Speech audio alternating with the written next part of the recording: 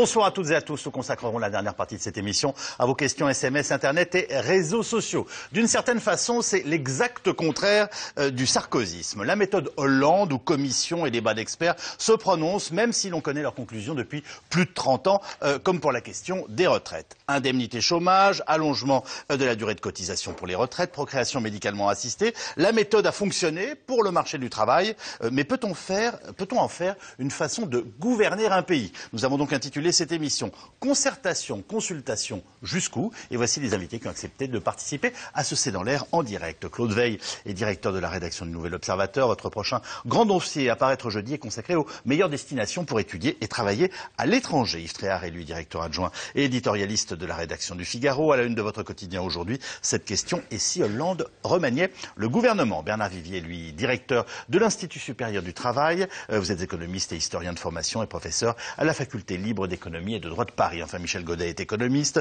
professeur au Conservatoire national des arts et métiers. Vous êtes aussi animateur du Cercle des entrepreneurs du futur. Votre dernier livre, La France des bonnes nouvelles, est lui paru chez Odile Jacob. Alors, nous consacrons cette émission à la méthode Hollande. Claude Veil, sur 10 mois de présidence, est-ce que c'est de la concertation réelle ou de la fuite devant les difficultés? Puisque c'est la critique qu'on lui fait notamment à droite. C'est la critique qu'on lui fait en permanence. Moi, je suis bien obligé de constater qu'en 10 mois, le bilan est quand même loin d'être inexistant.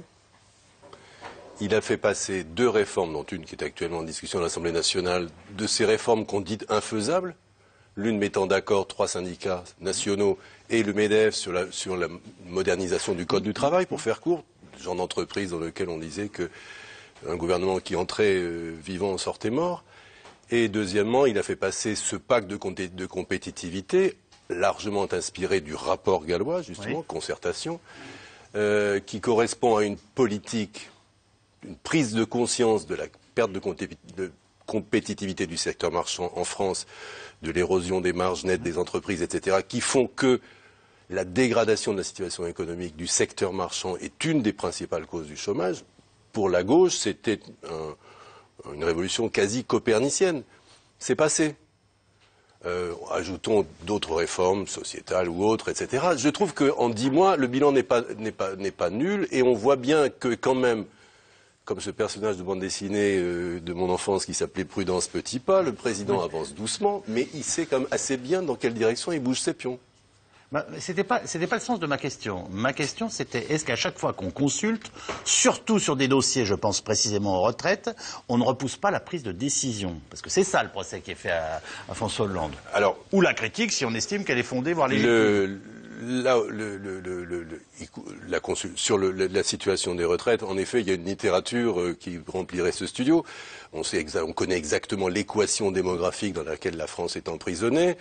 François Hollande doit composer avec une difficulté supplémentaire, je vous le rappelle, c'est que la gauche s'était opposée avec la dernière énergie à la réforme Woerth consistant à allonger, sinon la durée de cotisation, du moins la durée de vie active, par le report par la mesure d'âge générale à 62 ans, qui a été un des chevaux de bataille des socialistes à l'époque, par une habile gestion, je trouve, de l'agenda, en accordant tout de suite cette mesure emblématique qui était le retour à 60 ans pour les gens très très tôt dans la vie active, avant 18 ans. Il a réussi à faire avaler, je trouve, sans trop de couac, le fait que, en réalité, l'important, c'est que le gouvernement vient de valider les 62. Hérault le dit dans le journal du dimanche, on n'y reviendra pas. Alors après, il y a une étape supplémentaire à franchir, qui est un petit peu compliquée, ce qui s'inscrit d'ailleurs dans la perspective de l'ancienne réforme Fillon, c'est qu'il faudra rajouter des trimestres. Puisque les Français, en gros, vivent chaque année, tous les 4 ans, ils gagnent une année d'espérance de vie, il faudra rajouter des trimestres de cotise. Alors, quelle est la méthode la plus juste? Est-ce qu'il faut jouer sur une mesure d'âge? Est-ce qu'il faut jouer sur le nombre de trimestres? C'est, en réalité, Hollande, en ce moment, par sa commission, il vise d'abord à renforcer la prise de conscience des Français. Je vais avoir la réponse à ma question. À renforcer la prise de conscience des Français, parce que entre être acquis intellectuellement à la nécessité d'une réforme et l'accepter, il y a souvent une marge énorme. Beaucoup de gouvernements sont tombés dans ce trou. Et d'autre part, il veut évidemment provoquer un débat sur le comment. Comment on bouche le trou? Puisque tout le monde sait qu'il faudra jouer probablement un petit peu sur le taux de cotise, un petit peu sur le nombre de trimestres, etc. Il met les choses sur la table. Ça, c'est la méthode Hollande. Alors, on peut trouver que c'est lent. On avance, on stagne ou on recule? Parce qu'il y a un peu des trois, non? Je dirais que c'est un peu comme le Barça. Alors là, je m'attendais à la... On se passe le ballon, on croit qu'on gèle le jeu et on attend l'ouverture. Yves Tréhard. Pour répondre précisément Marquez, ça fait la meilleure équipe du monde. Donc, pour répondre précisément à votre question, ouais. je pense qu'il y a beaucoup des deux chez Hollande. Je vais vous prendre quelques exemples. Très bien. D'abord, s'il souhaite gouverner comme ça, c'est parce que ça correspond à son caractère, profondément. Pourquoi pas? Il est en rupture totale avec une tradition française qui est César qui commande. Vous savez, les décisions césaristes, c'est le chef qui commande, qui prend toutes les décisions.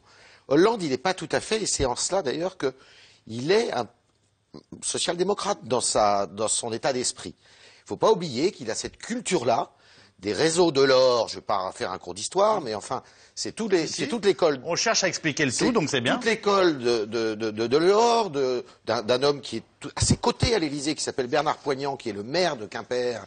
C'est l'école de l'Orient, ce qu'on appelle l'école de l'Orient, pour faire court auprès des téléspectateurs. C'est pas l'Orient Express, hein, c'est l'Orient. Et donc ça correspond à son caractère. Néanmoins, la réalité m'oblige à dire que pour beaucoup, c'est un système de fuite.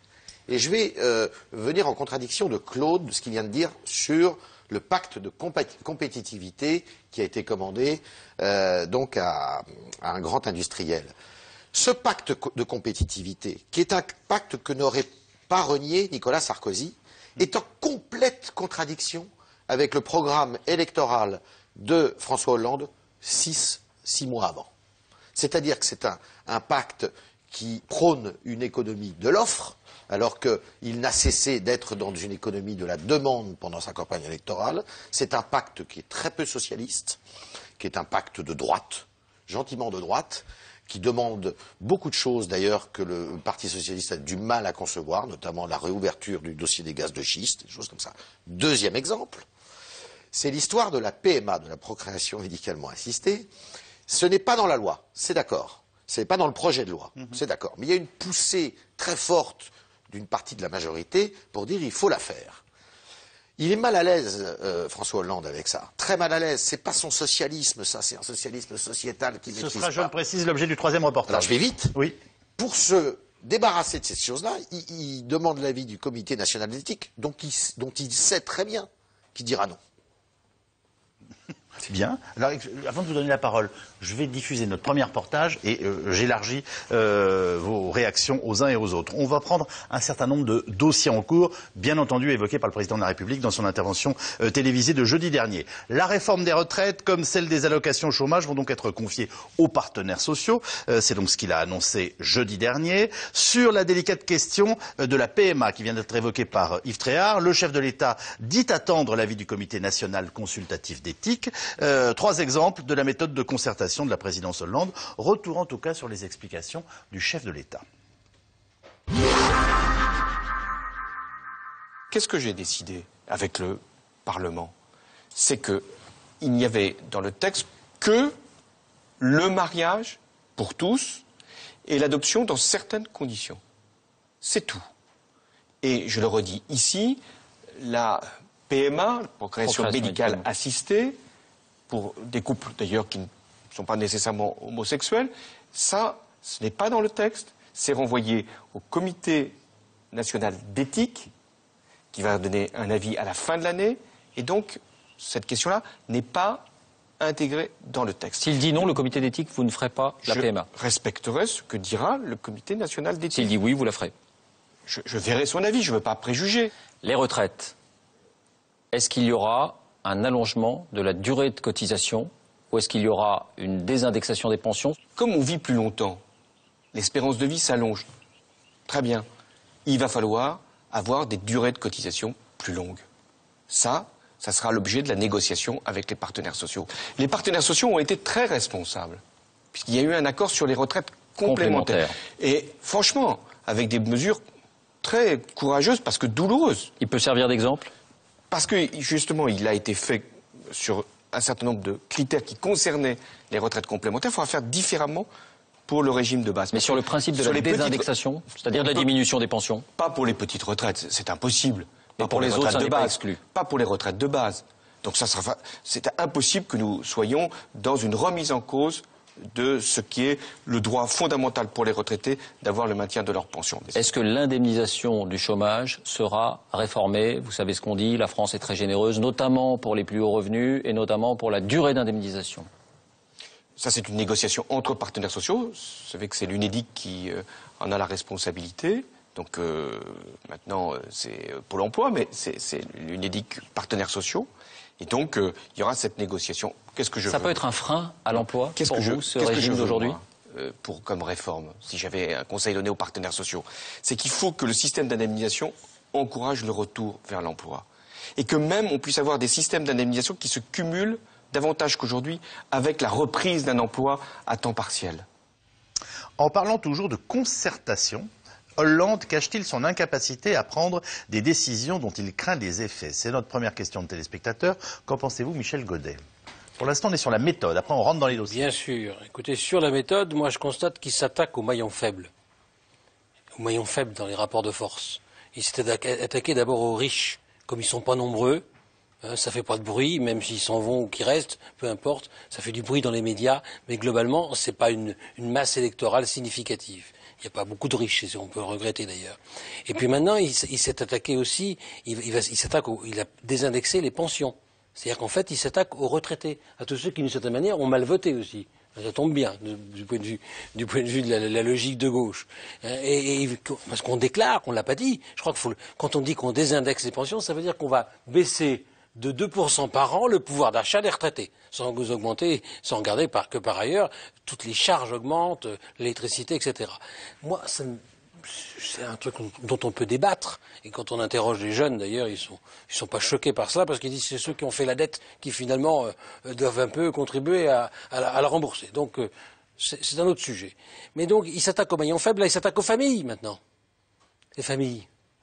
Les familles, alors les allocations familiales. Il n'attend même pas le rapport Fragonard qui n'est pas encore chaud, il n'est pas encore écrit, et pour que déjà on décrète que finalement on nous fait annoncer par un Premier ministre interposé, dont on n'a pas parlé d'ailleurs dans la question, parce que c'est bizarre. Est-ce que c'est un homme est-ce que c'est moi-je comme méthode, ou est-ce que c'est un patron d'équipe? On parlait de sport tout à l'heure. La méthode pose question. Hein. Vous me dites qu'il s'attaque aux maillons faibles. Quand vous parlez des retraités, je peux vous suivre. Mais quand vous parlez des plus favorisés des Français, je suis désolé, alors là, on aura du mal à vous comprendre. Ils sont numériquement faibles. Oui. Numériquement faibles, et en plus, ils étaient politiquement du mauvais côté. Donc c'est pas grave, on perd pas d'électeurs. L'objectif, ce que je constate jusqu'ici, c'est qu'on n'a rien fait contre ceux qui avaient voté pour. Voilà. Je crois qu'on a essayé de donner satisfaction. On n'a pas touché aux fonctionnaires. On sait qu'il faut réduire la dépense publique, mais on ne touche pas. On sait on peut revenir éventuellement sur ces questions. On a le record de nombre de fonctionnaires par habitant, 2 fois plus que l'Allemagne, mais on ne touche pas à ça, parce que c'est des gens qui ont bien voté. Et à ma question de téléspectateur, c'est, en parlant de concertation, est-ce qu'il cache une incapacité à prendre des décisions dont il craint les effets? Vous me répondez quoi? Mais je crois qu'effectivement, les décisions courageuses, celles qui pourraient le rendre impopulaire et qui sont brutales en quelque sorte, et on a vu qu'il n'a pas pris la TVA. Alors en plus, il a le défaut, à mon avis, de considérer que tout ce qui vient de son ancien adversaire, est mauvais. Alors, malheureusement, tout n'était pas acheté chez Sarko. Moi, j'étais pas un fanat de Sarko, mais il y avait quand même la TVA, par exemple. Bon, il n'en veut pas. Alors que Gallois a dû le retirer de son rapport. Gallois l'avait mis dans son rapport. Il a augmenté la TVA pour financer le pacte de compétitivité. TVA, c'est social, entre guillemets. Non, il a augmenté la TVA pour financer le pacte de compétitivité. Oui, 0,4 points. Et puis, en plus, c'est un truc. Alors, en plus, c'est différé. Il y a un côté rideau de fumée de ce point de vue-là. On ne change pas avec Sarko. Rideau de fumée, nous dit Michel Godet. Que nous dit dans ce premier tour de parole Bernard Vivier? François Hollande est actuellement un peu victime du slogan, qui était un slogan fort, le changement c'est maintenant. C'est-à-dire qu'il est arrivé à l'Élysée, pas vraiment avec un programme établi. Il a gagné parce que Nicolas Sarkozy a perdu, nous le savons. Oui. Et cela veut dire qu'il n'avait pas dans sa musette les éléments structurés d'un changement véritable. En 2007... Sa musette était dans la boîte à outils, peut-être. Oui, mais en 2007, Ségolène Royal d'un côté, Nicolas Sarkozy de l'autre, avaient bâti un projet, un programme. Quand Nicolas Sarkozy est arrivé en 2007, en 2 mois, il avait déjà préparé des lois dans le domaine social. Au mois d'août, il y avait déjà des lois qui étaient votées au Parlement. Là, ça n'a pas été le cas. Et donc, il est un peu victime de ce slogan. Et du coup, on ressent un président plan-plan, alors que c'est un président prudent. Et le bilan que l'on fait aujourd'hui n'est pas mauvais. Simplement, on est pressé de voir des résultats, alors qu'on devrait davantage réfléchir au thème qu'il a à traiter. Est-ce que cette prudence, selon vous, pardonnez-moi, est au service, on va dire justement, d'un désir de réforme? Oui, parce que comme l'a dit Yves Tréhard tout à l'heure, François Hollande n'est pas un va-t-en-guerre, c'est un social-démocrate. Il a une échéance politique prochaine, ce sont les municipales en 2014. Il est donc alourdi par l'extrême gauche, par les écologistes, par le Parti communiste. Il n'a pas fait d'ouverture au centre et il a à gagner les municipales. Mais il a surtout, pour gagner les municipales, à gagner des dossiers sur le plan économique et social. Et il a réellement un peu de temps devant lui. Ne nous fâchons pas, n'exigeons pas d'un président de la République, tout d'un coup de baguette magique, des résultats sur le chômage. Nous allons avoir encore pendant de longs mois des chiffres négatifs sur le chômage. Que peut faire un président de la République? Peu de choses. C'est lui sur le court terme. Ce qu'on attend parfois, c'est des orientations plus précises. Oui. Ne serait-ce que parce que justement, on est dans une situation compliquée, que les Français ont besoin d'entendre leur président leur dire des choses claires, et qu'on sait qu'à un moment ou à un autre, ces réformes sont difficiles. Je ne sais pas, si je vous prends le cas par exemple de la durée de cotisation, notre président de la République vient nous dire à la télévision, comme une évidence d'ailleurs, c'est comme ça, eh ben oui, il faudra augmenter la durée de cotisation, alors que l'ensemble des responsables politiques qui l'entourent nous disent, mais vous voyez bien, on ne touchera jamais à l'âge légal. Les deux sont vrais, mais oui. Le problème c'est qu'on sent bien l'ambiguïté, alors que... Mais la question, c'est donc pas une question de rythme, c'est pas une question de calendrier, de savoir quand, c'est de savoir quoi faire. Et la deuxième question, c'est de savoir avec qui le faire. Quelle est la place des partenaires sociaux dans ce changement, dans cette négociation? Mais la première question, c'est la question du programme. Le programme n'était pas vraiment ficelé en mai 2012, en juin 2012, au moment des législatives. Il se construit en marchant. C'est là la faiblesse.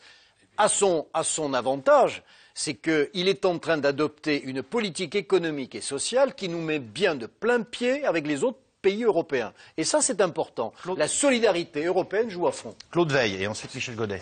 Sans pousser trop loin l'esprit de paradoxe, j'aurais tendance à dire que s'il est si impopulaire, c'est pas parce qu'il est trop flou, mais parce qu'il est trop clair. Les mesures. Je reste bouche bée. Non, mais c'est bien. Vous avez listé tout à l'heure ce qu'il a annoncé dans cette rencontre avec David Pujadas. C'est pas avec ça que vous construisez des records de popularité. Quand vous annoncez aux gens qu'on va baisser les allocs, qu'on va travailler plus longtemps, etc., etc. Il n'a annoncé que des mauvaises nouvelles. Alors, je veux bien que ça soit flou. Sauf qu'on ne dit pas quand et qu'on ne dit pas combien. Alors, et qu'on attend le Xème comité Théodule. Alors c'est vrai qu'après, il s'arrange dans les méthodes. Deuxièmement, ce qui caractérise ce président pour moi fondamentalement, c'est qu'au fond, il y a deux sortes de politiques. Il y a les politiques pures, qui pensent que le réel, ça n'existe pas.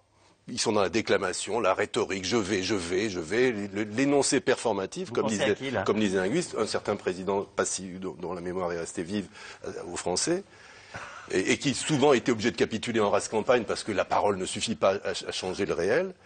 Et puis il y a les politiciens purs techno, qui disent ça on peut pas, c'est l'équation l'interdit, c'est comme ça, on peut rien faire. Hollande est un technopole.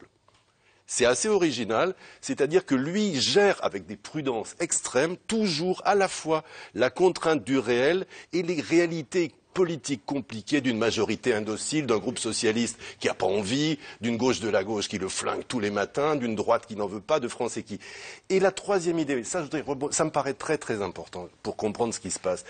Les Français, en effet, rêvent tous les 5 ans qu'il existe quelque part un démiurge, un grand magicien, un maître des horloges, un grand architecte de l'univers qui va arriver et régler les problèmes de la France en 3 semaines et terminer, on rentre chez vous. Évidemment, la politique c'est compliqué, le réel est résistant, il y a l'Europe, il y a la mondialisation, il y a les régions, il y a l'opinion publique, il y a la politique, il y a l'administration, les lobbies. Tout ça fait que les changements c'est toujours lent, compliqué, laborieux et donc c'est ce qui entretient en permanence en France depuis 30 ans ce climat d'insatisfaction qui fait qu'au bout de 6 mois tous les gouvernements sont à la ramasse et que cette insatisfaction naturellement se transforme en impopularité. Et c'est là où le piège se referme sur les politiques, c'est que lorsque l'impopularité atteint un certain niveau, elle vous ligote et elle vous empêche d'agir. C'est à ça qu'il essaie d'échapper par ses ruses et ses slaloms, mais qui, au bout du compte, je trouve, dessine quand même un cap. Vous allez dire ruse et slalom. Non, mais ça veut dire que c'est bien, il y aura toujours des gens qui sont prêts à aller voter pour lui, quoi qu'il arrive, si on suit ce genre de raisonnement. Moi, je trouve franchement, quand je l'entends, j'ai eu honte pour lui il y a quelques mois, quand il a dit « Je m'engage à ce que la France retourne sa courbe de chômage d'ici à la fin de l'année 2013. Parce que ça montre très bien l'absence complète de diagnostic économique de la situation de ce pays et l'incapacité de prendre des mesures de retour à la compétitivité. Et il continue d'afficher ses objectifs comme si on allait avoir un espèce d'effet mécanique de retour. Il n'a pas compris. Il n'a pas compris que depuis 30 ans, on a financé une croissance malsaine, artificielle, sur de la dette qu'on ne peut plus se permettre maintenant. Quand on avait, du temps de Mme Lagarde, c'est le chiffre que je donne toujours, on avait 1,5 point de croissance. En 2010, on se vantait par rapport aux Allemands en disant on est meilleurs amortisseurs de crise, notre fameux modèle social dont on est si fier et qui me fait honte. Et on finançait ça avec épisode. S'il est si impopulaire, c'est bien justement parce qu'il s'attaque à la dette. Je vous ai laissé pas, laissez-moi finir. Donc aujourd'hui, il devrait se rendre compte que même avec 0 de croissance, on fait 4 points de déficit public. C'est-à-dire qu'il y a 80 milliards de dettes de plus cette année qu'on rajoute. On n'arrange rien et on en rajoute du plomb sous nos pieds et pour nos enfants futurs. Et donc, au lieu de se rendre compte de cette situation et d'avoir le courage de dire tout haut ce qu'ils pensent peut-être tout bas. Vous savez ce que disent mes camarades de gauche à l'Assemblée, qui sont aussi les vôtres? Ils disent mais dommage que la droite n'ait pas supprimé les 35 heures, parce que maintenant le boulot serait fait, on le pense qu'il faudrait le faire, mais on n'aura jamais le courage de le dire. Et tant que le pays sera gouverné, de droite comme de gauche, par des gens qui n'ont pas le courage de faire ce qu'il faut faire, ce côté gaullien qui manque aujourd'hui, qui fait défaut, car il y a un désespoir dans ce pays, car où sont les lueurs d'espoir de changement et d'alternative, à droite comme à gauche ou au centre? Il n'y a rien. Il y a un vide. Et c'est bien ça qui fait défaut et qui pose problème. Parce que la patrie est en danger. Moi, je me souviens ce que me disait Jacques Barrot. La patrie est en danger. Et donc, on ne peut pas continuer comme ça. On ne peut pas continuer à commenter les commentaires. Yves Tréhard. Oui, moi, je crois que, si vous voulez, François Hollande, contrairement à ce que peut dire Claude, est quand même prisonnier des dogmes de son parti. J'en veux un exemple, qui est celui des retraites. C'est une tartufferie. Oui. Le dossier des retraites au Parti socialiste. Parce qu'en fait, ils mentent aux Français. Bien sûr. Qu'est-ce qu'ils font? Ils essayent d'amalgamer l'âge de départ à la retraite en pensant que c'est le seul marqueur valable, et ils mélangent ça avec le départ à la retraite à taux plein. Donc les Français se disent... L'âge légal, oui. Ils ne veulent pas toucher à l'âge légal de départ à la retraite. Comme c'était le cas d'ailleurs quand ils défendaient les 60 ans, bec et ongles. Mais ils savent très bien, les socialistes, que c'est impossible de s'en tenir là pour que les gens partent à taux plein, c'est-à-dire partent sans perdre trop de leurs revenus quand ils quittent leur travail. Donc, ce qui pointe là, c'est que l'âge légal de départ à la retraite, on peut ne pas le changer, peu importe, mais personne ne va accepter de partir à l'âge légal de départ à la retraite en divisant ses revenus par 3, parce que bientôt ça va être par 3 qu'on va être obligé de diviser nos revenus. Donc, ce qu'ils disent aux Français, ce qu'ils font mine de dire, c'est qu'on va être obligé de cotiser plus longtemps. Mais ça veut dire que si on veut partir à la retraite avec tout son argent, eh bien on va cotiser plus longtemps pour partir à 100%. 67, 68 ans, parce que là, la réforme qui vient d'être faite par Nicolas Sarkozy, c'est pas si loin que ça. Hein. Quand on pense qu'ils étaient dans la rue à crier et tout ça, eh bien, pour partir à taux plein, eh bien, c'est à peu près 67 ans. Bernard Vivier. La prise de conscience que les réformes économiques et sociales demandent du temps, c'est une prise de conscience qui se fait. Et l'exemple des retraites est un bon exemple. C'est en 2003 que François Fillon, ministre du Travail, a lancé une vraie première grande réforme des retraites. Elle n'a été vraiment achevée, en tout cas pour le premier morceau de ce qu'il y a à faire, qu'en 2010.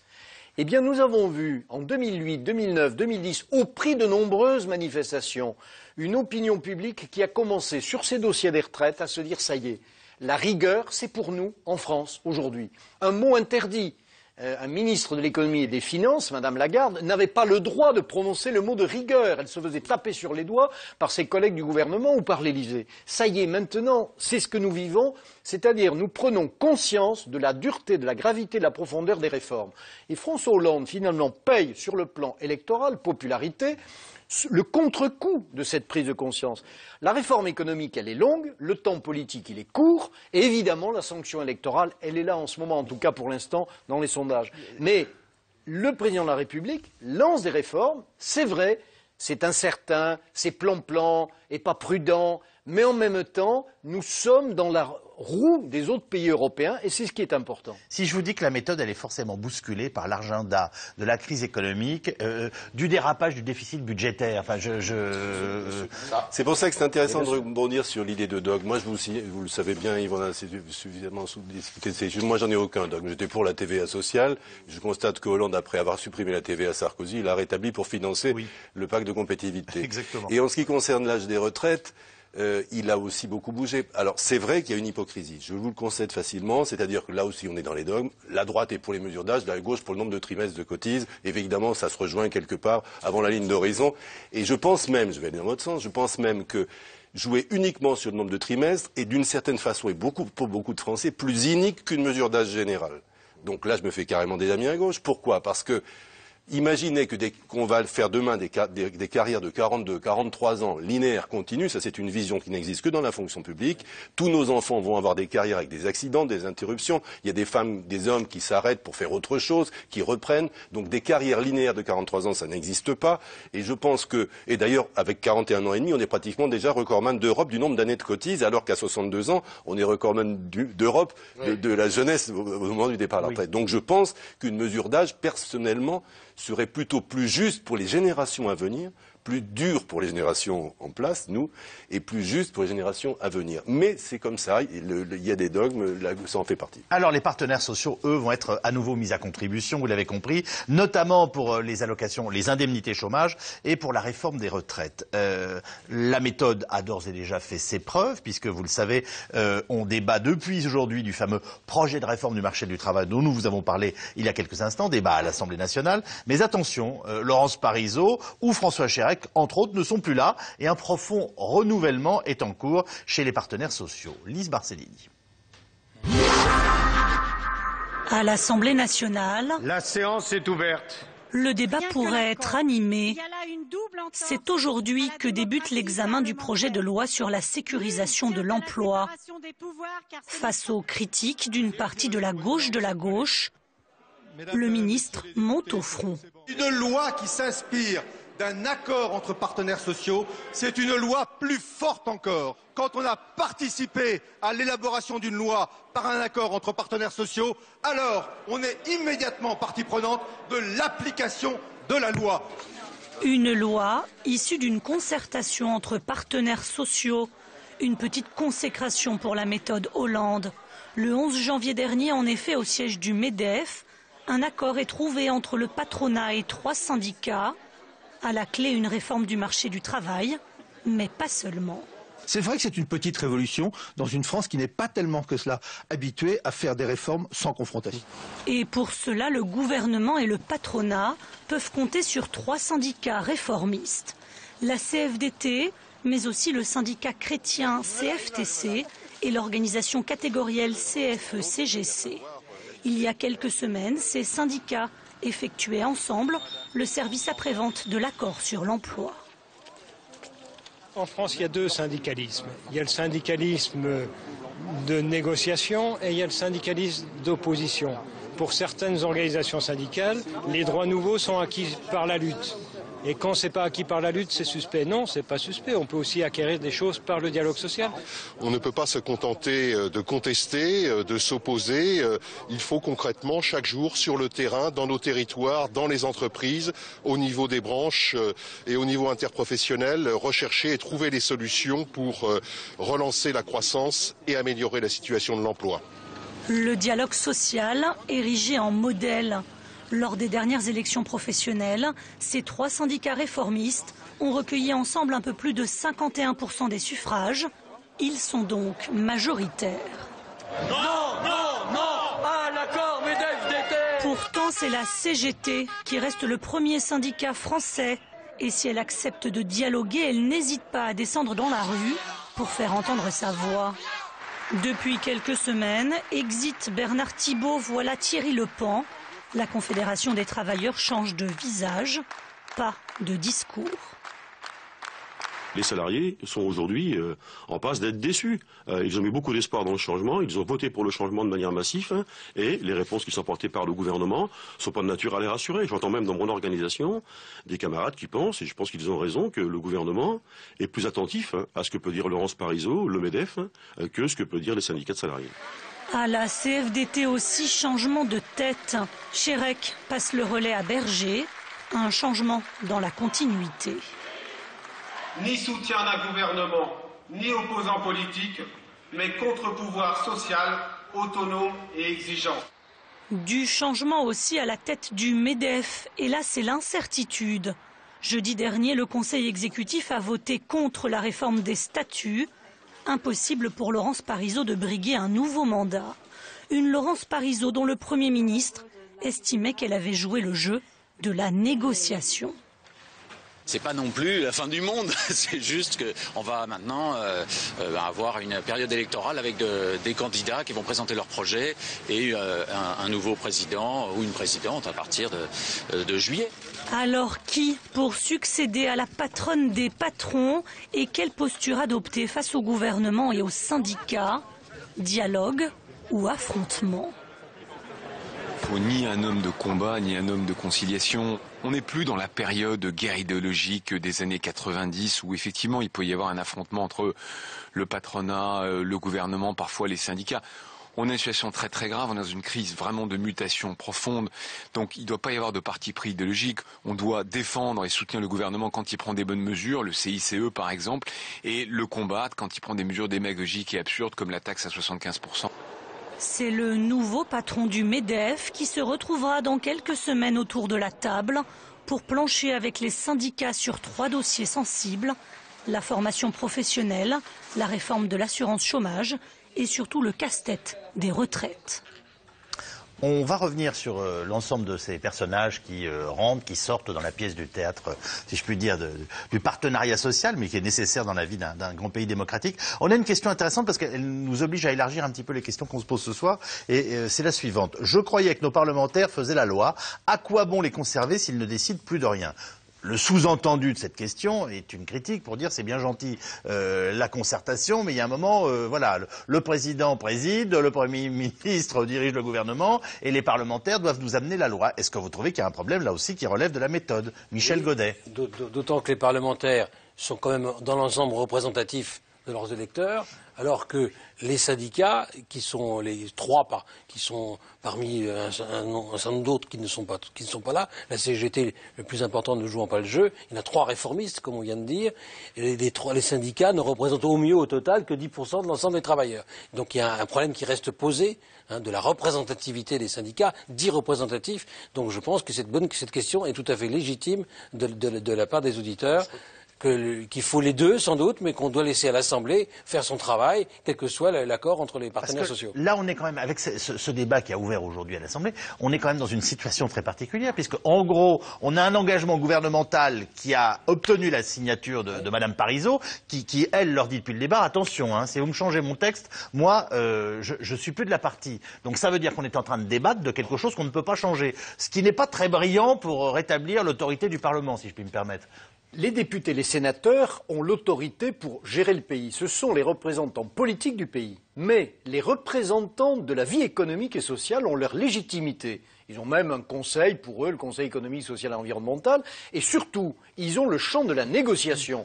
Que ce soit Nicolas Sarkozy, que ce soit François Hollande, demain encore un autre président de la République, il faut bien que dans notre pays, on fasse la distinction entre la sphère de l'économique et la sphère du politique. Et les deux sphères n'ont pas à interférer l'une sur l'autre. Ce qui veut dire qu'on peut toujours avoir des caricatures sur les syndicats qui ne représentent qu'eux-mêmes, mais qui, notons-le, travaillent pour l'ensemble des salariés et des Français. Ce qu'il faut voir, c'est que quand des négociations ont lieu, il est légitime que ceux qui ont signé un accord, et le président de la République l'a dit, mais Nicolas Sarkozy l'avait dit avant, il y avait même une loi qui avait été votée en 2007, le 31 janvier 2007, pour dire quand les négociateurs patronaux et syndicaux s'entendent, le Parlement ne s'en mêle pas. Nous avons besoin de transposer maintenant dans le Code du travail ce qui a été établi entre partenaires sociaux. Mais très bien, mais Bernard Vivier, concertation ne vaut pas loi, ou alors il y a un grave problème. Autant on a pu reprocher à Nicolas Sarkozy d'y aller comme au pont d'Arcole et de foncer comme un malade, et parfois de regarder un petit peu ce qui après, une fois que tout était brûlé, ce qui s'était passé derrière lui, on a compris qu'il y avait des limites à cette méthode-là. Autant là, si vous voulez, il y a quand même un paradoxe incroyable. Non, parce que si l'on veut organiser le marché du travail... Donc on va pouvoir modifier la loi à l'Assemblée, là. Le projet de loi sur le marché du travail. Non, c'est ça qui est affreux. Le président de la République, Michel Sapin, ministre du Travail encore ce matin, on dit non, attention, ne touchons pas aux équilibres que les sachants, ceux qui font, ceux qui savent, ont établi le 11 janvier dernier. Sinon, on va demander aux parlementaires de se mêler de tout dans tous les détails. Non. Il y a une sphère de l'économie qui lui appartient, au monde de l'économie. Donc alors très bien. Alors les gars, appuyez directement sur le bouton et puis on verra après. Attendez, c'est la révolution. Je vous affirme que ça me semble quand même poser un vrai problème, même si une majorité de personnes s'accordent pour penser que cet accord fait avancer le pays. Enfin, moi, je vous dis qu'il y a un souci. Claude Veil. D'abord, je crois qu'on ne peut pas s'émerveiller des performances de l'économie allemande, autrichienne d'ailleurs, qui est le nouveau dragon, sans prendre en compte les composantes de cette réussite. Et le social partnerschaft, le partenariat social, en est un pilier essentiel. Lorsque, en Allemagne, la DGB, le grand syndicat ouvrier, discute avec l'équivalent de Mme Parisot et qu'ils se mettent d'accord sur les conditions de travail ou les conditions d'indemnisation du chômage partiel, etc., le gouvernement avalise. Et ça marche. Et ça Donc, force de je trouve que il n'est pas interdit d'être habile en politique et de s'inspirer de ce qui marche ailleurs. C'est le point. Deuxièmement, si les députés veulent absolument pas voter, on leur mettra pas le revolver sur le temps. Ils peuvent ne pas voter. Mais je trouve quand même ce qu'il faut noter dans cette affaire, c'est comment le gouvernement a inauguré là un type de gestion de ces grandes affaires qui n'est pas inintéressant, et qui est l'équivalent de ce qu'en matière militaire les Américains appellent leading from behind, c'est-à-dire diriger de l'arrière. Parce qu'en réalité, tout ça a été très cadré par Sapin. Pourquoi Sapin s'énerve comme ça à l'Assemblée nationale? C'est parce que c'est aussi un petit peu son bébé. Et la technique qu'a employée le gouvernement a été de border la négociation, de prendre des engagements auprès des négociateurs en leur disant mouillez-vous, prenez vos risques, et moi je vous garantis que votre accord ne sera pas foutu par terre par les députés, mais attention, si vous ne parvenez pas à un accord, à ce moment-là, c'est les députés socialistes, c'est ce qui a été dit à Madame, pratiquement comme ça à Madame Parisot, si vous n'arrivez pas à un accord, vous allez voir ce que les députés socialistes vont vous faire. Claude Veil. Et donc c'était une gestion, un type de gestion qui n'est pas... Si ça marche. Mais vous avez l'un et l'autre raison sur le constat, et on pourrait dire même l'histoire qui s'est écrite. Simplement, je me dois de vous faire remarquer que c'est quand même particulier qu'on soit dans l'opposition, et je dirais a fortiori dans la majorité, étrange de savoir qu'en ce moment on est en train de discuter d'un texte de loi qu'au finalement on ne pourra pas changer, parce que Michel est en train de tenir à la clé et que... parce que c'est un problème de culture, je crois. Quand vous avez... vous avez un problème culturel. Ou alors on rentre dans une nouvelle république où la négociation fait force de loi. Il y a plusieurs choses. C'est-à-dire que cet accord qui a été signé, c'est probablement l'acte politique le plus important de François Hollande depuis qu'il est arrivé aux affaires. Oui. Je pense que cet accord, il aurait été signé des deux mains par Nicolas Sarkozy lui-même, qui rêvait de cela. C'est probable. Et d'ailleurs, j'en veux le travail de proximité qu'il a fait avec les patrons des syndicats ouvriers pendant tout son quinquennat. C'est un problème culturel parce que, encore une fois, comme on aime avoir à l'Élysée un César, on aime que dans notre pays, tout passe par le politique qui est le référent. Quand en Allemagne, vous avez des grands accords qui sont passés, des accords qui concernent le droit du travail, entre IG Metall, enfin les grands syndicats et le patronat, effectivement, ces accords-là, après, ils n'ont pas à être validés par le Bundesrat et le Bundestag. Je ne crois pas. Ce sont des accords qui sont immédiatement mise en application Nicolas Sarkozy passait son temps lui-même à expliquer que c'était très compliqué de discuter avec les Allemands parce que tout le monde avait un avis. Alors le ministre, la présidente, le chancelier, le président de la banque. C'est plus long. Voilà. Mais moi je crois qu'on n'a pas à se... Je trouve qu'on devrait analyser de plus près cet accord qui d'ailleurs a l'air de convenir à tout le monde. La CGT ne l'a pas signé. Et FO non plus. Mais CGT ne signe jamais d'accord. Elle n'a jamais signé d'accord, la CGT. Le seul accord, et c'est assez étonnant qu'elle ait signé, c'est récemment à la régie, pas à la régie, chez Renault, où il y a un accord de compétitivité que je crois que la CGT a accepté de signer. Ce qui est vraiment, pas gagner, moi, hein. ou FO, en tous les cas. Mais c'est FO, c'est pas la CGT, c'est FO. Mais là, c'est quand même un accord, je trouve, qui devrait nous faire réfléchir sur ce que doivent être les relations de travail dans notre pays, qui ont été des années et des années des relations conflictuelles avec des syndicats de salariés qui allait au front, qui refusait tout. On parle du fond ou de la forme, là? Excusez-moi, mais On parle du fond et de la forme. Pourquoi? Parce que le fond de cet accord est bon. Le fond de cet accord fait qu'on va arriver à faire ce qu'on n'a jamais réussi à faire. Non, mais Michel, il faut être sérieux. La flex-sécurité qu'appellent tous les patrons. C'est un petit pas, tout petit pas. Mais oui, mais c'est comme ça. Il y en a quand même. C'est un début de flex-sécurité. C'est-à-dire que les patrons pourront, si vous voulez, réguler leur société en fonction de l'activité. Oui. Et, en contrepartie, il y a une certaine sécurité supplémentaire apportée, notamment par rapport à ceux qui ont des contrats à durée déterminée pour les salariés. Non mais tout ce que vous dites est vrai. Je vous fais juste remarquer que 2 des 3 principaux syndicats français n'ont pas signé et qu'au Parlement, il n'est plus question de pouvoir discuter de tout ça. Très bien. Non mais c'est pour ça que je dis. Pourquoi passer devant le Parlement? Même si on trouve que c'est un bon accord, et objectivement, c'est quand même bizarre. Votre question, Yves Calvi, c'est sur la méthode. Revenons bien sur la méthode qui rejoint le fond. Nous avons en France un État qui gère au lieu de garantir. Et ça depuis 200 ans. Regardez les périodes récentes. Un jour, en octobre 1997, le Premier ministre de l'époque, Lionel Jospin, déclare « Je vais mettre les 35 heures pour tout le monde ». Personne n'avait discuté, ne s'était concerté. En 2005-2006, le Premier ministre Dominique Villepin dit, sans en avoir parlé à personne, je vais donner au bon peuple de France un nouveau contrat de travail qu'on va appeler le CPE. Stupeur chez les uns en 1997, stupeur chez les autres en 2005-2006. Mais de quoi je me mêle? L'État n'a pas géré la vie au travail dans ses moindres détails. Forcer tous les entrepreneurs à chausser du 35 heures, tout le monde, dans l'industrie, dans la banque, dans la chimie, et à créer un contrat de travail que les directeurs des ressources humaines dans les entreprises et les syndicalistes n'appelaient pas de leur vœu, il n'y en avait pas besoin. Donc nous avons, comme ailleurs en Europe, besoin de donner de la respiration aux partenaires sociaux. Ça s'appelle laisser les partenaires sociaux négocier. Le président de la République s'y est engagé dans ses promesses de campagne. Il est en train, il l'a dit, de dire aux partenaires sociaux, négocier. Et je rejoins bien l'analyse de Claude Veil, il l'a fait. Maintenant, peut-il aller plus loin? Je ne sais pas. Doit-il aller plus loin? Oui. Il doit réellement inscrire, sinon dans la Constitution comme il en a l'intention, en tout cas dans les faits, cette autonomie de l'économique par rapport aux politiques. J'empêche Michel Godet de bondir tel le guépard. Non, pas du tout. Et on passe au 3e reportage. Restent les questions de société.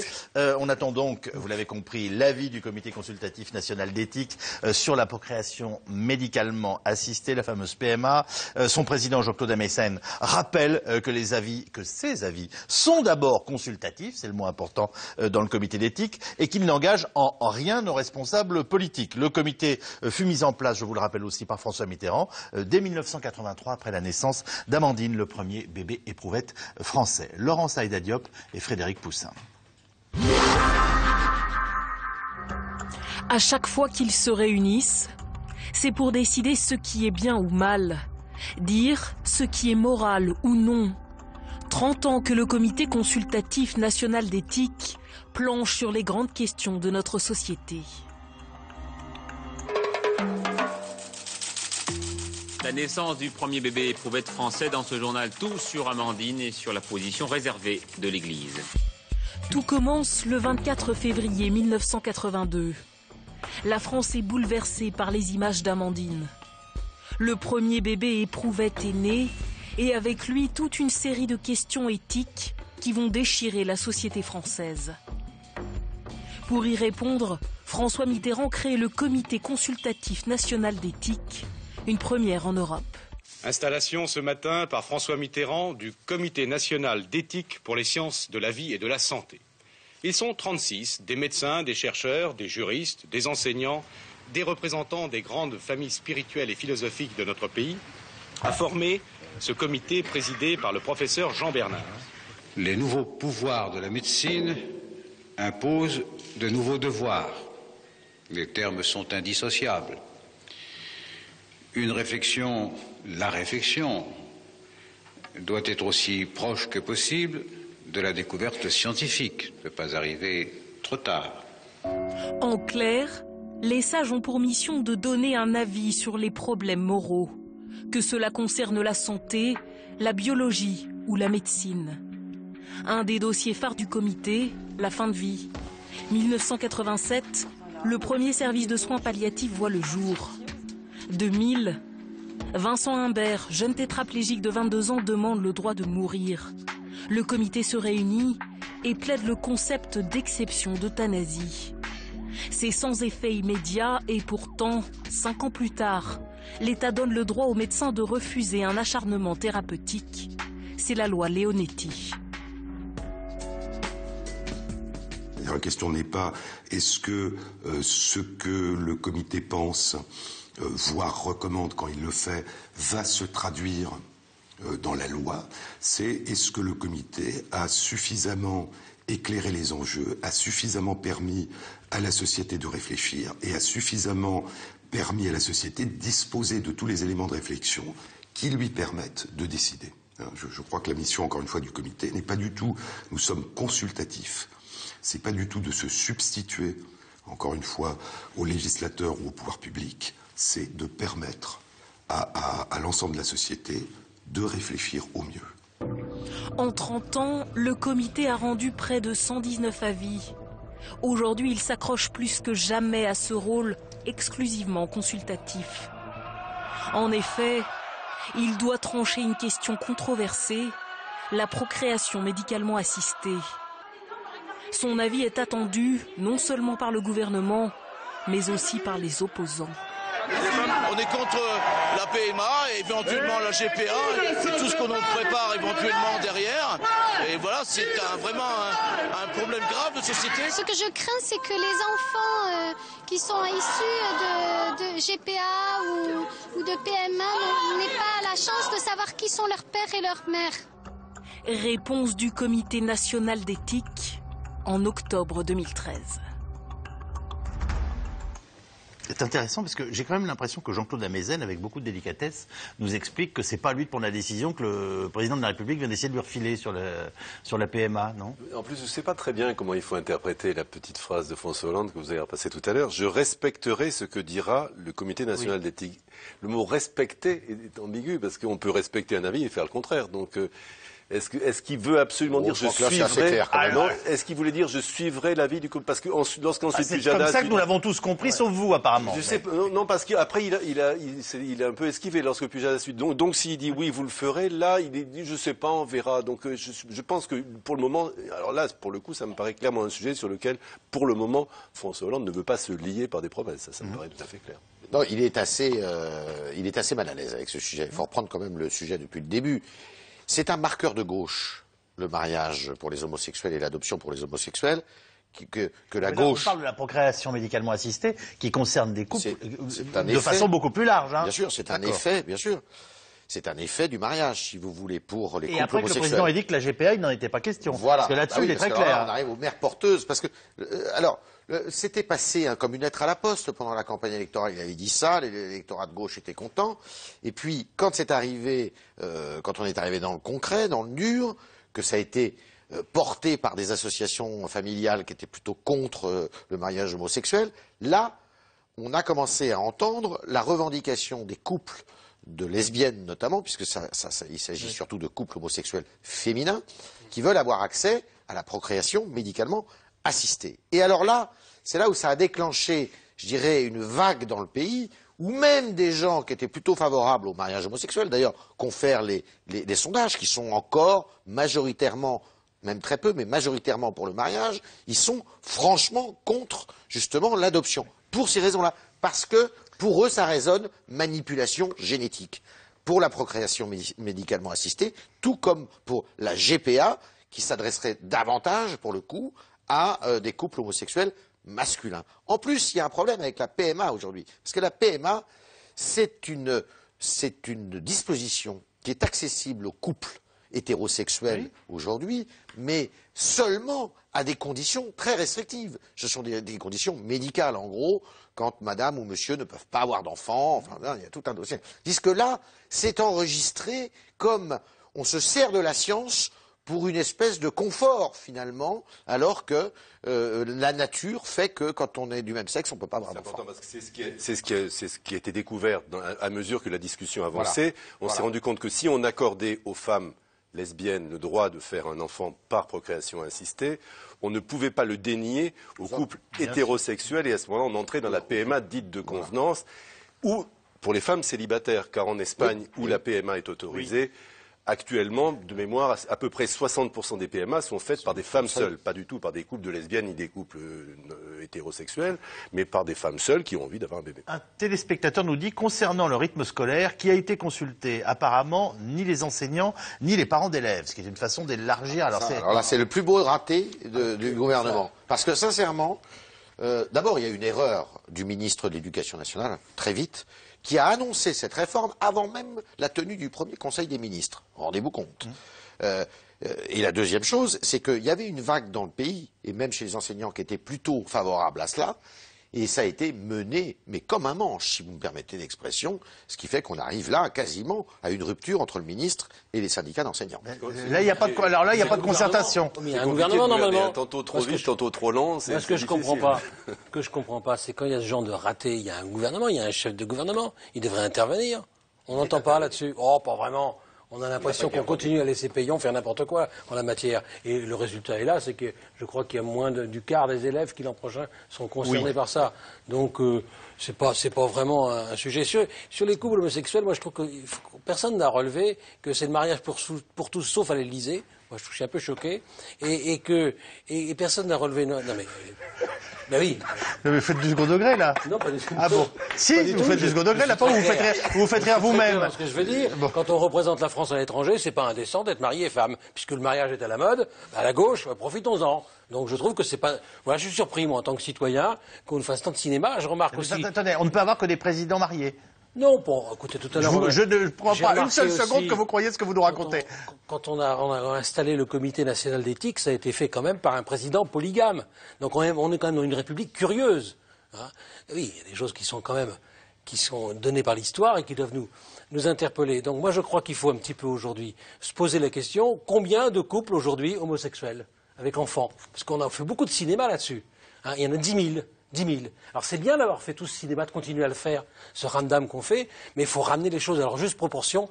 On n'a jamais vu le Parlement, dont on parlait tout à l'heure, se réunir pendant 15 jours pour débattre du chômage de longue durée, hein, qui est un danger, un problème bien plus important pour le pays que le mariage homosexuel et la procréation. Moi, ce que je voudrais, à travers cette question qui nous était posée, finalement, l'idée c'était de dire quand est-ce qu'on concerte ou qu'on ne concerte pas, quand est-ce qu'on consulte ou qu'on ne consulte pas. Et voilà, on se rend compte que il y a des dossiers sur lesquels on le fait et d'autres sur lesquels on ne le fait pas, ce qui du coup remet en cause la question du fonctionnement de la méthode. Facile. Vous êtes d'accord? Tout à fait. Vous avez aussi la vraie fausse concertation. C'est ce qui se passe actuellement au ministère de la Justice. Avec, alors là, un enfumage extraordinaire. La ministre la garde des Sceaux a créé une commission de consensus. Une commission de consensus, c'est pour essayer de faire que tous les gens, soient d'accord sur un même sujet, qu'on réunisse, on fasse la synthèse, qui est une grande spécialité de François Hollande. Moralité, cette commission de consensus qui a été réunie pour justement faire en sorte qu'il y ait de moins en moins de prisons prononcées dans les peines pénales, eh bien cette commission de consensus est un sens unique. C'est-à-dire que vous n'avez que des gens qui pensent la même chose et qui sont évidemment d'accord avec Madame Taubira. Ouais. Donc ça, c'est un enfumage total. Vous voulez ajouter quelque chose là-dessus? Oui, simplement, nous avons besoin de beaucoup de concertation. Ce qui nous différencie avec les autres pays européens, notamment dans le domaine social, c'est ça. En Suède, en Allemagne, en Norvège, en Grande-Bretagne, on se concerte, on échange, on discute. Et quand la décision est prise, on ne la remet pas en cause. En France, c'est l'inverse. On prend souvent des décisions rapides et ensuite on passe tout son temps à se chamailler sur l'application ou la non-application de la mesure votée. Et les exemples sont nombreux. Dans le domaine économique et social, c'est flagrant. Donc, sur des thèmes de société, les thèmes, par exemple, le mariage homosexuel, la PMA, nous avons besoin de concertation, que le Conseil économique et social ne se saisisse pas du dossier. C'est scandaleux. On ne réfléchisse pas profondément, que le Comité national consultatif d'éthique donne son avis. Et son représentant l'a bien dit, je suis le comité de l'éclairage, du premier mot, le dernier mot appartenant aux représentants du peuple, c'est vrai.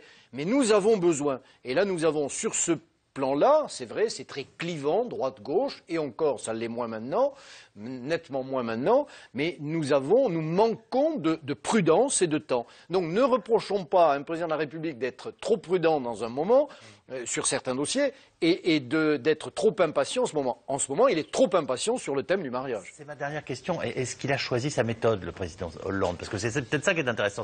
Si ça aboutit, les concertations qui ont lieu en ce moment, on finira par dire que ça aurait été une méthode de fonctionnement. Mais on n'en est pas encore là. Je crois que pour chaque dossier, il s'efforce comment dire, la politique est un art d'exécution, et c'est l'art, selon une définition célèbre, de rendre possible le souhaitable. C'est très compliqué, il y a beaucoup de réformes dans ce pays qui sont très compliquées. On peut souhaiter certaines des réformes que Michel Godet réclamait tout à l'heure et constater que la société française n'y est pas prête, que ça demande de la préparation psychologique. Il y a d'autres réformes sur lesquelles on peut estimer que dès qu'on a l'ouverture, il faut foncer.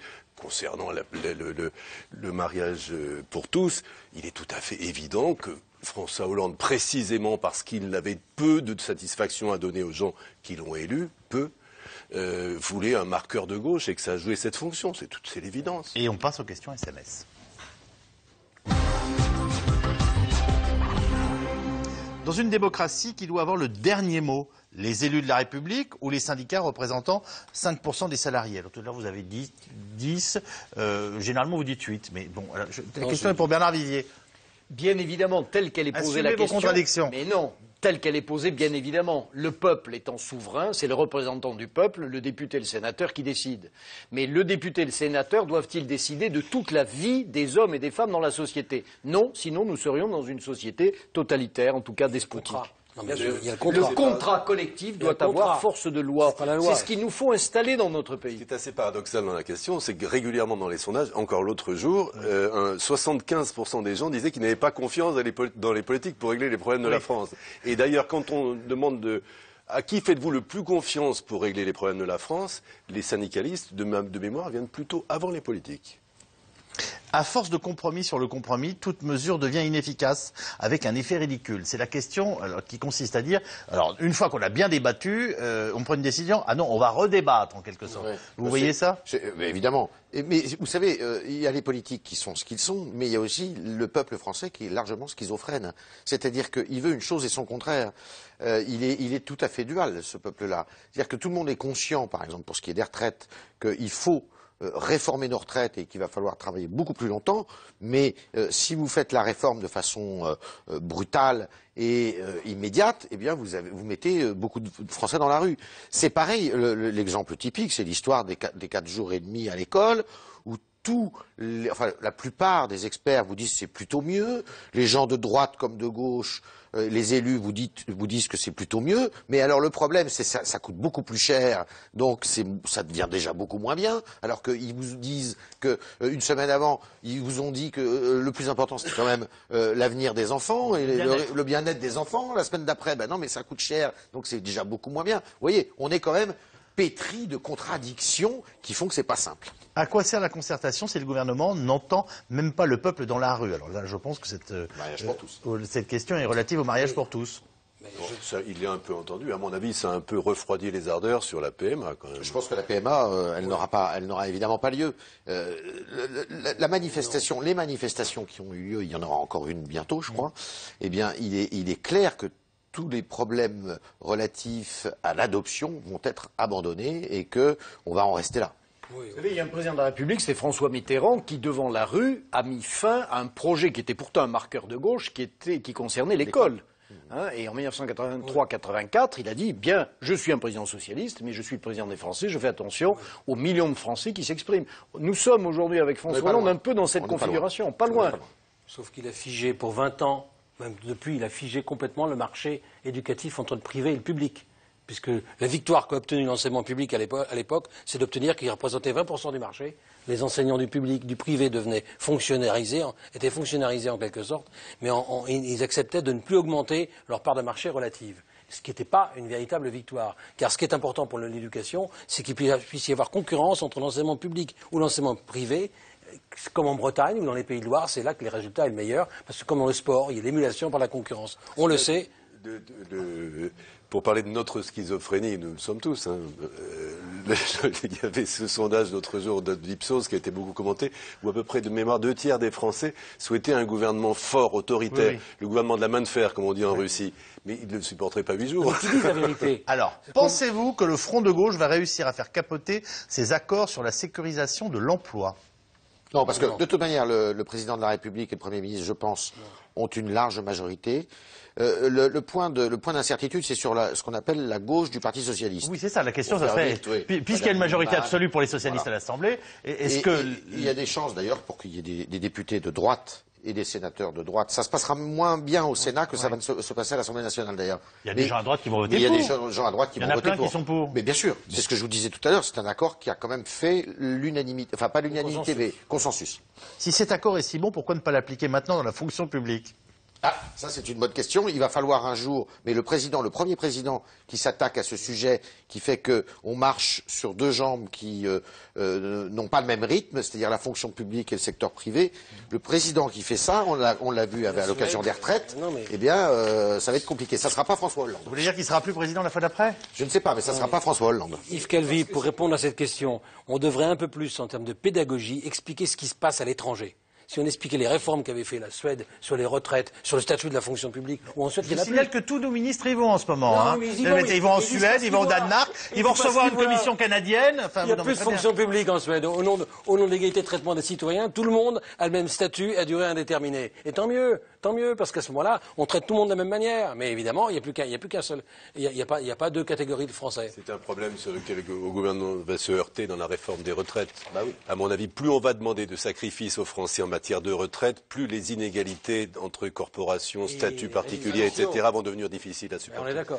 Quelles sont les dates butoirs imposées aux partenaires sociaux pour négocier sur les retraites, l'assurance chômage, etc., etc. On a une idée du programme? Non, mais ce qui est évident, c'est qu'il va y avoir, oui, il y a des dates butoirs, si vous voulez. Pour les retraites, on sait que c'est d'ici à la fin de l'année. Voilà. Pour l'assurance chômage, c'est aussi avant, je crois que c'est avant l'été. Bernard Vivier, vous voulez ajouter quelque chose? chose? Un peu la même chose. Le président de la République a dit on va réformer la formation professionnelle. Il a dit 2e semestre 2013, il va falloir s'y mettre. Mais là encore, nous sommes toujours dans ce travers français où l'État dit le sujet à traiter par les partenaires sociaux et le calendrier. Alors que là, une respiration paisible de la vie économique, ça ne veut pas dire gnangnan, ça veut dire paisible, prudente, et de confier aux partenaires sociaux le soin de fixer eux-mêmes le calendrier. Ce n'est ni plus ni moins que ce que la loi du 31 janvier 2007 a établi. Oui. Elle n'est pas respectée. Elle ne l'a pas été par Nicolas Sarkozy, elle ne l'est pas par François Hollande. Les partenaires sociaux va peut-être quand même leur tordre un petit peu le bras, parce que je vous rappelle que c'est quand même plus de 30 milliards de dépenses publiques avec une efficacité très très faible. Parce qu'il y a beaucoup de mauvaises habitudes qui ont été prises. Voilà, la vraie question, c'est celle qui vient d'être posée, c'est que les syndicats, c'est eux qui sont les principaux responsables du gaspillage de la formation professionnelle. Tous les rapports précédents le montrent. Et donc, c'est pas en confiant finalement aux criminels le blanchiment de la situation qu'on va résoudre le problème. Bernard Vivier n'est pas d'accord. Hollande et Ayrault font appel aux partenaires sociaux pour chaque sujet. Est-ce que c'est ça le changement? Je crois qu'il est honnête de dire que Nicolas Sarkozy a essayé de le faire et qu'il n'y est pas arrivé. Encore une fois, donc là, du coup, la méthode une des grandes victoires quand même de Nicolas Sarkozy, ça n'a pas été suffisamment dit, ça a été de contribuer à une évolution de l'état d'esprit syndical dans ce pays. Et je suis désolé, la réforme qu'il a faite des retraites en 2010, qui somme toute n'a pas bloqué la France. Il y a eu des grosses manifestations, mais jamais la France n'a été à l'arrêt. Et ça, c'est quand même, d'après moi, le fruit du travail qu'il a fait auprès de M. Chérec, auprès de M. Thibault. La CGT a quand même considérablement évolué depuis une vingtaine d'années. Nicolas Sarkozy, pas complètement malheureusement, un petit peu, mais Nicolas Sarkozy y a contribué beaucoup et on se moquait, enfin la gauche se moquait de lui parce qu'il avait des relations directes avec Chérec et Thibault, qu'il recevait souvent à l'Élysée, mais ça a contribué, si vous voulez, à mettre de l'huile dans les rouages. Il y a des gens de très grande qualité, que ce soit Mme Parisot, que ce soit Chérec, Thibault. Ça, c'est important aussi. Quand on parle du personnel syndical, on a là des gens, on l'a vu pour les retraites complémentaires, il y a des gens, on peut être syndicaliste et avoir le sens du bien commun. Oui, c'est pas incompatible. N'a-t-on pas aujourd'hui tout simplement un président démocrate? De ce point de vue-là, social-démocrate. Démocrate au sens où il fait fonctionner les verrous de concertation. Oui, mais il faut revenir à la culture française. Je crois que encore une fois, on est dans un pays jacobin, césariste, où tout est. Et il le reste. C'est que ça change. Dans la vie, il y a des choses qui évoluent, voilà. Il y a des choses qui changent. Ce pays, il n'a pas évolué, il évolue pas dans sa façon d'être ou de faire avec François Hollande. C'est depuis de nombreuses années quand même où ça évolue, ça change à petits pas. Tout à l'heure, Michel Gollet parlait d'un tout petit pas à propos justement de la réforme du Code du travail. C'est vrai que François Hollande préfère un bon compromis qui permet d'avancer d'un petit pas qu'un beau choc frontal dont il ne sort rien et où chacun, à la sortie, reste sur ses positions. Il faut revenir à une phrase. Comme ça, la question, c'est de savoir si pendant ce temps-là, la crise ne fait pas des grands pas. Enfin, mais à mon avis, c'est la vraie difficulté à laquelle est confronté François Hollande. C'est ça l'élément qui rend son équation tellement compliquée. C'est que la politique qu'il essaie de mener de compétitivité et d'assainissement des finances publiques, elle a été faite en Australie, au Canada, en Suède et dans d'autres pays. Simplement, lui, il l'a fait dans les plus mauvaises circonstances, c'est-à-dire dans une économie en stagnation ou en quasi-récession, ce qui rend les choses beaucoup plus difficiles. Juste un mot. On a tout essayé pour toutes ces questions, je suis d'accord, c'est bien, mais on a tout essayé d'en haut, des choses qui ne marchent pas, alors qu'il y a des choses qui marchent en bas qu'on n'essaie pas. La France est restée jacobine, il ferait mieux de s'inspirer de ce qui marche dans la France, des territoires, et là, de ce point de vue-là, on n'utilise pas assez Monsieur Hérault. 22h40 pour la rediffusion de cette émission. Merci d'y avoir participé, merci vous de l'avoir suivi. On se retrouve demain à 17h45, toujours en direct. Auparavant, Axel de Tarlet et son invité, passez une excellente soirée et à demain. Merci.